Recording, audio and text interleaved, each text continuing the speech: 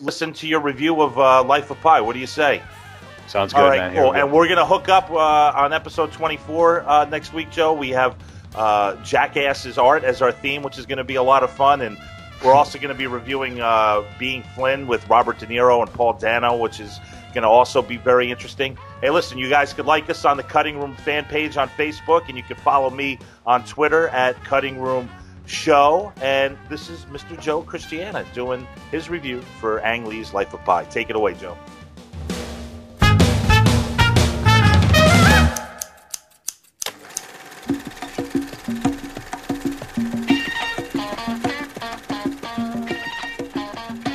He writes novels and screenplays while eating chicken sandwiches and wearing giant man necklaces. He sounds like a dim bulb, like Lenny from Of Mice and Men, but he's actually very bright. Lock and load for the smartest Joe on the show, Joseph Christiana.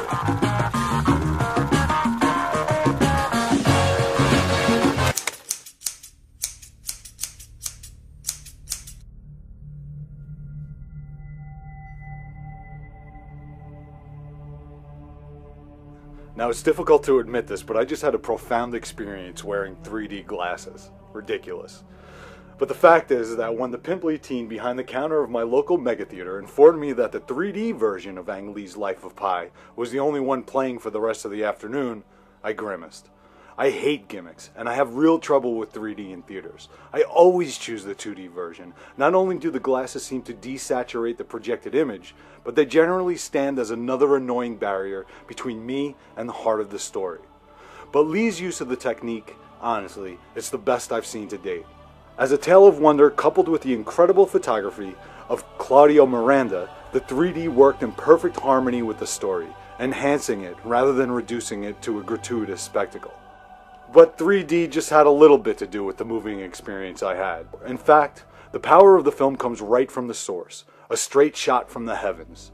The film, and presumably Yann Martel's beloved novel upon which it's based, is about nothing less than myth and faith and truth and belief and the search for God himself. It's the stuff of the soul.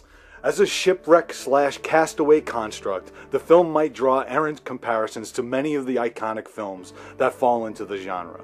But what Lee presents to us has more to do with Joseph Conrad and Hermann Hesse than anything Robert Zemeckis and Tom Hanks could come up with. Pi, played mostly by Irfan Khan and Suraj Sharma in the characters' teen and adult incarnations respectively, grows up surrounded by exotic, almost magical animals. His father runs a zoo in a shore town in India, and the boy's natural proclivity for religion and his rampant curiosity have him subscribing to no less than 3 religions: Hinduism, Christianity, and Islam. To boot, he also gets a powerful dose of the religion of scientific reasoning from his father, who teaches him a gruesome lesson involving a goat and a tiger whose unlikely name is Richard Parker.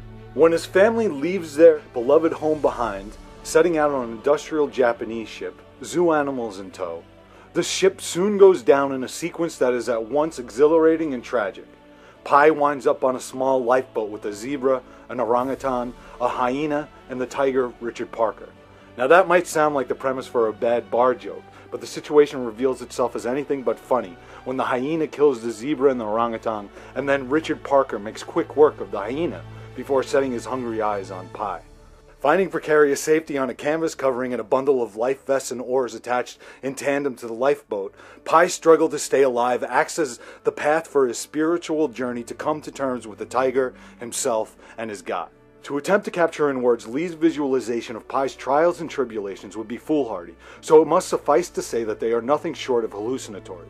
And just like any hallucination, they must be experienced firsthand. And yes, I recommend the 3D glasses. Pi's journey teaches him how to bring together the disparate religions of the world, even while living under the tyranny of scientific reason. He learns that belief comes down to a simple choice, and that it should be made using the faculty of imagination.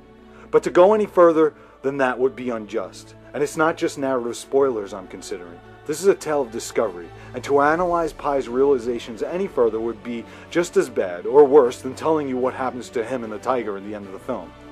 Ang Lee himself seems to be on such a journey. He consistently seeks out new subject material with a thirst that seems indeed spiritual. His films are as wide-ranging as Pai's religious curiosity, ranging from kung fu to homosexual love story to family drama, and he's always a pleasure to watch. I give a wholehearted recommendation to this film, and I look forward to more from Mr. Lee.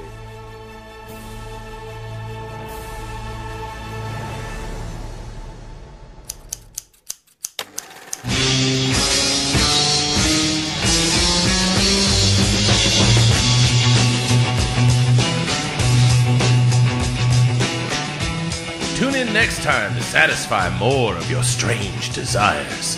The Cutting Room Movie Podcast. We do chicken right.